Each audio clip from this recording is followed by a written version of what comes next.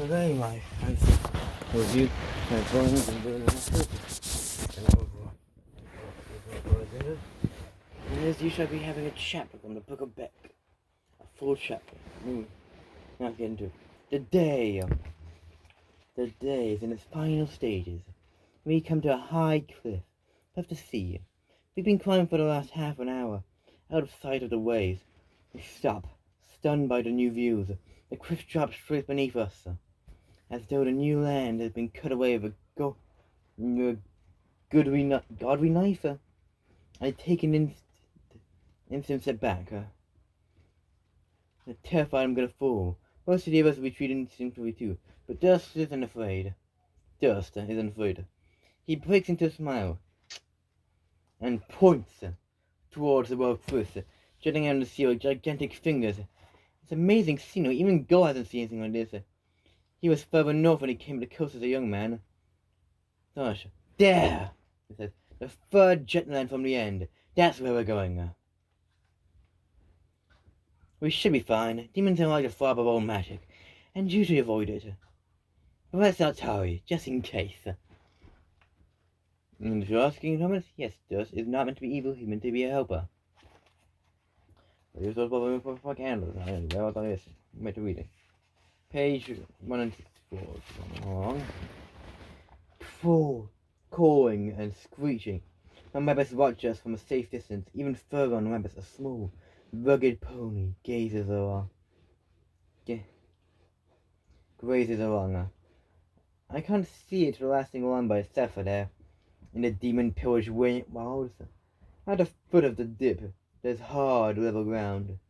Possible to crawl forward from it on the stomach, and look down directly over the edge of the cliff. Just doesn't pause. An interest in you, and I'm reaching the third jut of the land. As I can't resist the opportunity to gaze upon the sea. Just looks such a spectacular viewpoint. Lying on our stomachs, over to the end of the world, and a sight that surpasses any unbelievable much investing over the edge. And I quivered for dear life. And I spent in midair, looking down at the bird or godmaster. Oh God. I see the heads of seagulls nestled in the rock, the white of the waves as they batter the base of the cliff, visible even in the dim light of the advanced dusk. The rolling, crushing sounds, the scent of birds and salt, the urge to throw myself over the edge, is so strong to die, so beautifully, so perfectly. Fly a hand for a second, become part of the sea, until nothing. Fade overworld, and could be a fish, mermaid, and all the other creatures of the deep. I ignore the suicidal surge. It was difficult. And I suppose people who live along the shore go hard into this cool go sea. But it's dangerous for land dwellers like us. When I look up, I see misty expressions of the faces of others, proving my alone desire to catch myself off. And there's something else in these expressions which I feel too, triumph. Though I'm tempted by the call of the sea, I resist. I can't claim me. In any way, I'm stronger than the waves. Feel good about it, smug even. Maine lying on the edge.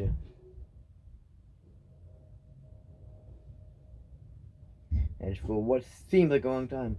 Probably no more than a few minutes. Conker was first to crawl back and stand up, and he's a safe distance from the edge, where the wind can't catch him and whip him over. Ronan lies his next, but closer. The edge than Conker. Not afraid of the whirling, whistling wind.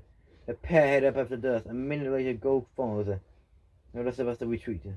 Bonds the last to leave, laughing as he gazes down, and waving. There he knows him.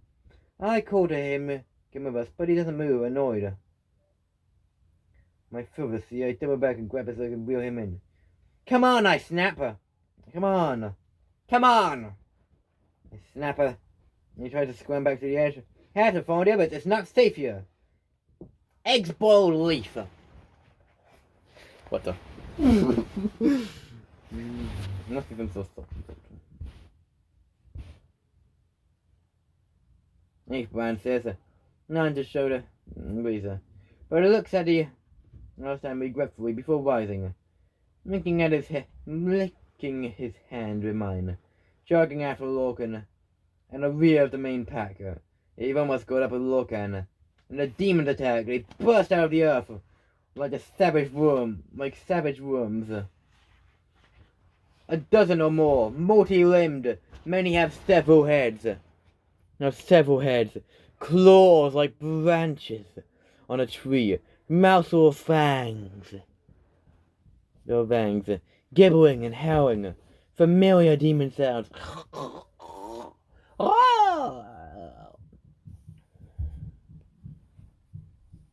Most attack the main group of Fiancho, Law, and Cole.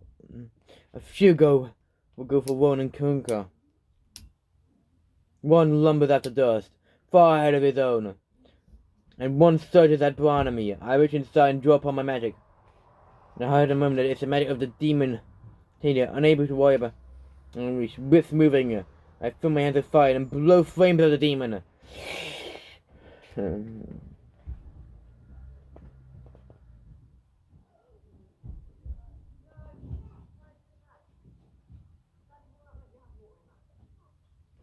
The demon has two heads, one of a bear. We see one of a bear. Let me see what it says on this one. One of a bear, one of a fox. And the demon screams, ah! And falls, blind laugh, and leaps over the falling demon. Then leaps back again, playing with it as if it's jumping, skipping over a rope. Thus, the demon is almost upon him, when he flicks his right hand, casting a spell. The demon flies over the druid's head, and after Chris, falling to his death on the rocks beneath him, holding hateful his way down, all the way down. The others are battling, swords and axes flashing, hacking at demon flesh. Thus starts back to him, then pauses and stares inward. And puts a fear doesn't making it, even his poor like Lord lost, something that looks like a dog jumping around beside him. Hesitates, then races on the cliff, heading for the German, but he said he'd be safe, and the rest of us fight, and if we lose, we perish.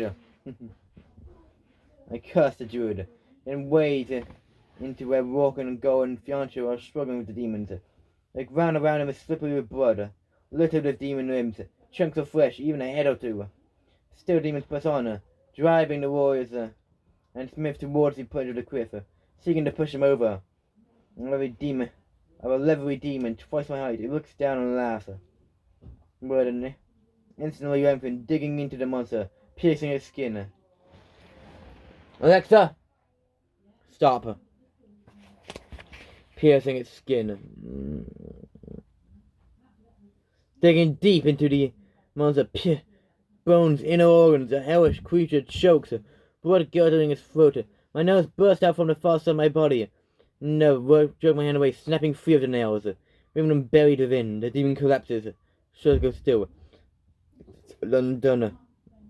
It screeches. And hurls itself at me. No time for magic. I drop to my back and stick my legs up and hold the demon's charge of my feet. It swipes at me with a claw and barely misses my eyes.